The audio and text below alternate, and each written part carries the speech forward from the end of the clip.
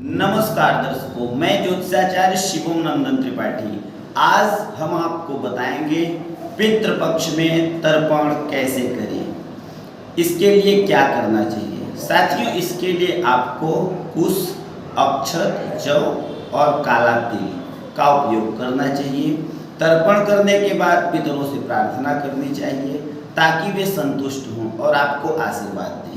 जब आप देवताओं के लिए तर्पण करें तो उस समय आप पूर्व दिशा में मुंह करके करें, किंतु जब आप पितरों के लिए करें तो आप दक्षिण दिशा में मुंह करके करें। यह करने का विधान क्या है, उससे पहले पिंडदान किससे किया जाता है यह जान लें। जौ के आटे, खीर के या गाय के दूध के खोए से बनाकर पिंडदान करना चाहिए।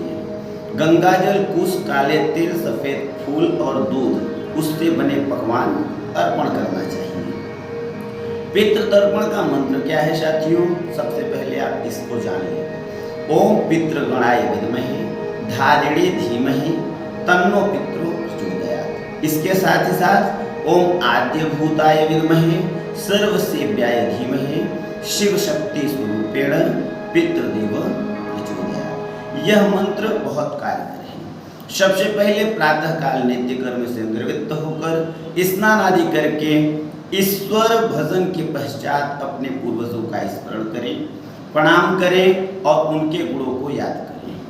अपनी सामर्थ्य के हिसाब से किसी विद्वान ब्राह्मण को आमंत्रित कर भोजन अवश्य कराएं और उन्हीं से पूर्वजों के लिए तर्पण एवं श्राद्ध कराएं। जल देते समय ध्यान करें और वसु रूप में मेरे पिता जल ग्रहण करके तृप्त हों, ऐसा भाव बनाएं। इसके बाद जल दें। साथ ही अपने गोत्र का नाम लेकर बोलें। गोत्रे अस्मत् पितामह, पितामह का नाम वसु रूप तृप्यमिदं लोकदम गंगाजलम व तस्मै स्वधा नमः, तस्मै स्वधा नमः, तस्मै स्वधा नमः, ऐसा उच्चारण करना चाहिए। ऐसे में पितरों की तस्वीर हमेशा उत्तर की तरफ ही लगानी चाहिए। साथ ही पितरों का मुख दक्षिण दिशा में होना चाहिए। वहीं बेडरूम या ड्राइंग रूम में पितरों की फोटो नहीं लगानी चाहिए। माना जाता है कि इस जगह पर पितरों की फोटो रखने से घर के सदस्यों के स्वभाव पर भारी असर पड़ता है। उसके बाद उनका नाम लेकर अंगूठे के माध्यम से 5, 7 या 11 बार जल देकर धरती पर गिराएं।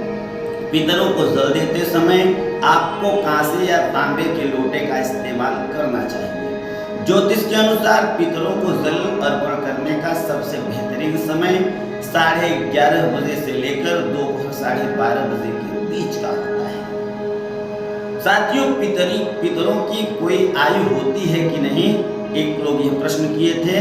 तो पितरों की कोई आयु नहीं होती है, वे अपनी भावी यात्रा पर निकल चुके होते हैं और न जाने कितने जन्म ले चुके होते हैं। अर्यमा ये पितरों के देव हैं। ये महर्षि कश्यप की पत्नी देव माता अदिति के पुत्र हैं और इंद्रादि देवताओं के भाई हैं। पुराण के अनुसार उत्तरा फाल्गुनी नक्षत्र इनका निवास लोक है। इनकी गणना नित्य पितरों में की जाती है। जड़ चेतनमयी सृष्टि में शरीर का निर्माण नित्य प्रति ही करते हैं। इसके अलावा पितृ गायत्री मंत्र पढ़ने से भी पितरों की आत्मा को मुक्ति मिलती है तथा उनका आशीर्वाद भी मिलता है। ओम पितृगणाय विद्महे जगद्धारिणे धीमहि तन्नो पितरो प्रचोदयात्, या फिर ओम देवताभ्य पितृभ्यश्च महायोगिभ्यो च नमः स्वाहायै स्वधायै नित्यमेव नमो नमः। यह पितृ गायत्री मंत्र है। क्या महिलाएं भी तर्पण कर सकती हैं, यह बड़ा प्रश्न है। तो इसका उत्तर है हाँ। सतगुरु वेंकटरमन ने हमें 1980 के दशक में क्रांतिकारी विचार दिया कि महिलाएं भी पुरुषों की तरह ही पितृ तर्पण कर सकती हैं। इस मुख्य बिंदु पर सोचे, यदि किसी परिवार में कोई बेटा नहीं है तो इसका मतलब यह है कि पूर्वजों को तर्पणम से भूखा रखा जाए।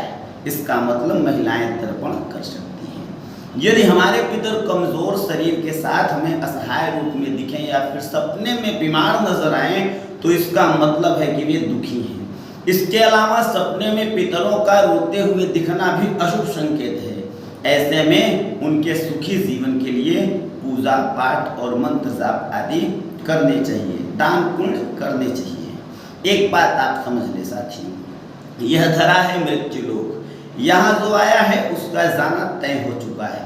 इसलिए आप सभी लोग जो इस धरती पर आए हैं, यदि आप सनातन धर्मावलंबी हैं, धर्म को मानते हैं, धर्म के लिए जीते हैं, पूर्वजों के आशीर्वाद को मानते हैं कि आप जो भी कर रहे हैं पूर्वजों के आशीर्वाद से ही कर रहे हैं, तो उनके मुक्ति के लिए, उनकी प्रसन्नता के लिए आपको पितृपक्ष में तर्पण करना चाहिए, पिंडदान करना चाहिए, पार्वण श्राद्ध करना चाहिए। हम अपने अगले वीडियो में पार्वण श्राद्ध की एवं तर्पण की मंत्र सहित पूरी विधि लेकर आएंगे साथियों। आप सभी लोग अपना प्यार दुलार स्नेह लुटाते रहें। यदि चैनल को अभी तक सब्सक्राइब नहीं किए हैं तो चैनल को सब्सक्राइब कर लें। अपने किसी भी जटिल से जटिल समस्याओं के त्वरित निदान के लिए आप हमसे परामर्श लें, मैं स्वयं आपसे बात करूंगा। नारायण।